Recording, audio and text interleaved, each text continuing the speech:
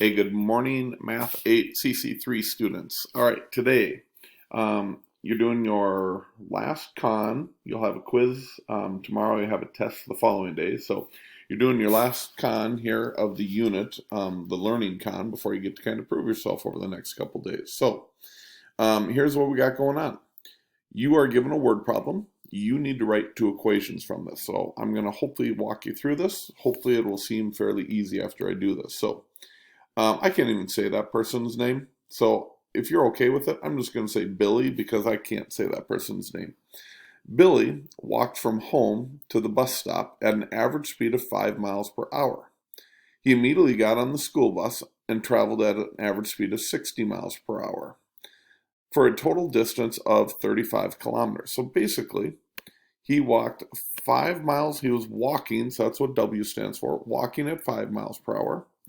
Plus, he drove the bus at 60 miles an hour. And he did all that for a grand total of 35 kilometers. So that's how you set up the first equation. The second equation, you might notice that he spent some time walking and he spent some time driving. Altogether, based on this equation, it took him 1.5 hours, which means the amount of time walking is equal to the 1.5 hours total minus however much time he spent driving. So if that makes sense to you. So walking time is equal to the total time minus his driving time. I think that should make sense to you. So now you'll notice we can use substitution. We can plug this in for W and we can do substitution. So I will do that right here now. And this is something you've been doing now, so this should be fairly simple for you at this point. So you plug this in, you multiply these two to get 7.5, multiply these two to get to there. We then have like terms right here, so we'll combine those two like terms. Negative 5d plus 60d is positive 55d. I then need to get rid of a positive 7.5, so I subtract 7.5 from both sides, and I get to here. And then I divide both sides by 55, and 27.5 divided by 55 is 0.5. Make sure you don't divide that the wrong way, because if you did, you would think it was 2, but it's not. First of all, he can't drive for 2 hours if the total time on the road, walking and driving, is only 1.5. So make sure it makes sense what your answer is.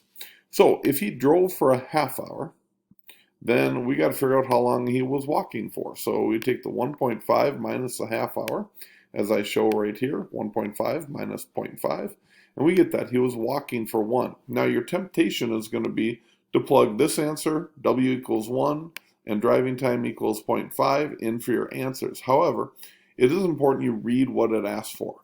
This one says, and remember I'm replacing that name with Billy because I can't say it.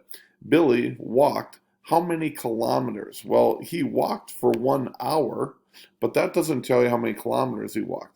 Remember, he walks 5 kilometers per hour, and if you walk for 1 full hour, 1 hour times 5 kilometers per hour would be that he walked for 5 kilometers. Okay, same thing driving wise. We want to know the total distance drove in this one. So we take a half hour times 60 miles an hour. Well, if you could drive 60 miles in 1 full hour, how much can you drive in a half an hour? Well, hopefully you thought to yourself, I can drive 30 kilometers in a half hour.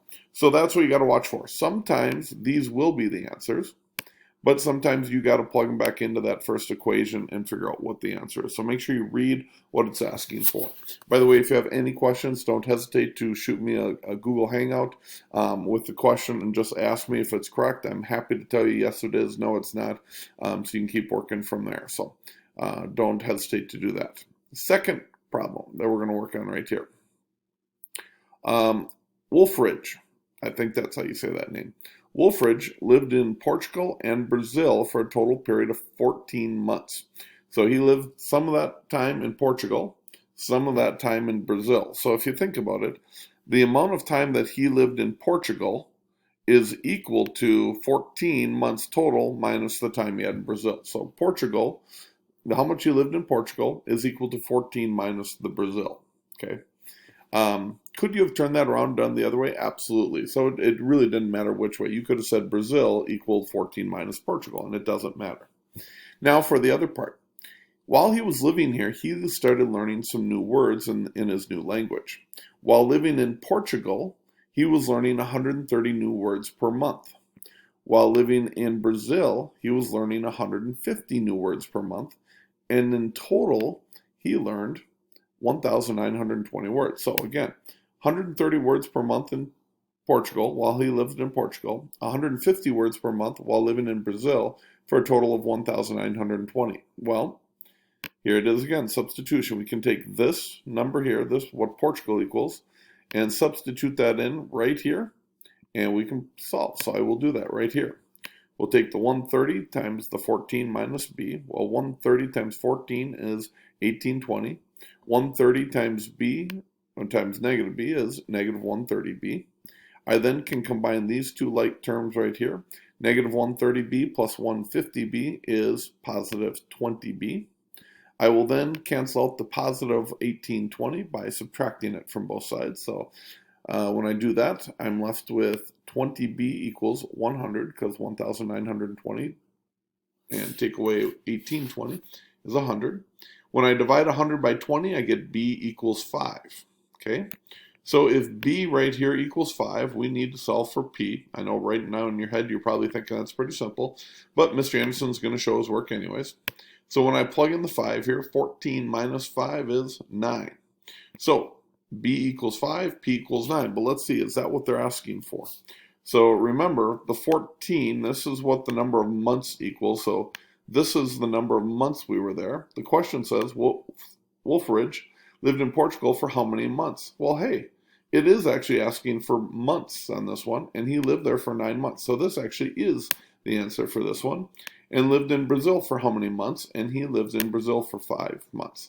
So sometimes, as I said, this will be your answer. You got to watch for that. Had it asked for the number of words he lived while in Portugal and the number of words he lived in while in Brazil, then you would have plugged the 9 and the 5 into this equation and solved both of those. Okay, kind of like we did on this one. But in this case, they didn't ask for that. So hopefully that makes sense. Again, I'm online from 9 to 11 in the morning. I'm also online from 1 to 3. I'm happy to help you. I'm happy to just tell you if your answers are right or wrong.